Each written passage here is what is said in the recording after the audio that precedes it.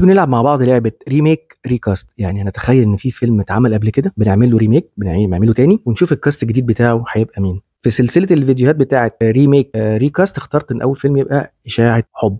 اشاعه حب ده بالنسبه لي هو اعظم فيلم كوميدي في تاريخ السينما المصريه. فيلم من سنه 60 بيضحكنا، دي اكيد مش حاجه عاديه، دي حاجه غريبه، دي حاجه اسطوريه. فطين عبد الوهاب ده حاجه غريبه. يعني الفيلم متاخد عن مسرحيه حديث المدينه لانيتا لوس وجون اميرسون، واتعمل فيلم في العشرينات بنفس الاسم ده، ذا هول تاون ستوكينج. الفيلم المصري سيناريو وحوار علي الزرقاني ومحمد ابو يوسف. الفيلم بيحكي عن رجل اعمال عايز يجوز بنته لواحد شايف ان هو جد وهيصون بنته، لكن المشكله ان اللي هو عايزه يجوزه لبنته ده قفل وجد وما بيعرفش يكلم بنات، والبنت عايزه واد متعرقع كده، واد يعني رايق، او على ايام انا روش. كان ممكن يعمل ايه في الكاست فطين عبد الوهاب؟ كان ممكن يجيب اسماعيل ياسين هو هذا النيرد وكان لايق، والتاني كان يبقى عبد الفتاح الاسري، ونجيب البوكيه اللي احنا شفناه في ابن حميد وفي افلام اسماعيل ياسين، ونعمل نفس الليله اياها وبقى والحقني يا عم.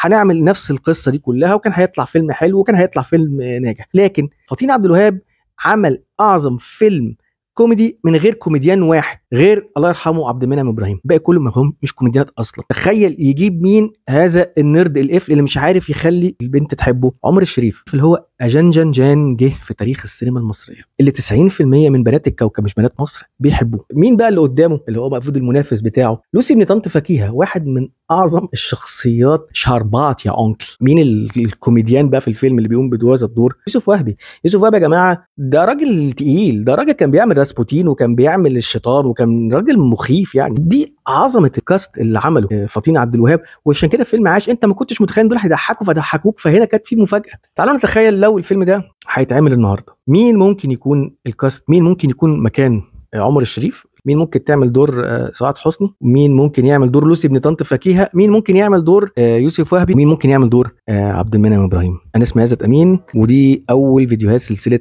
يلا نعمل ريميك ريكاست. واقترحوا عليا مين تاني فيلم نلعب بيه في لعبه ريميك ريكاست.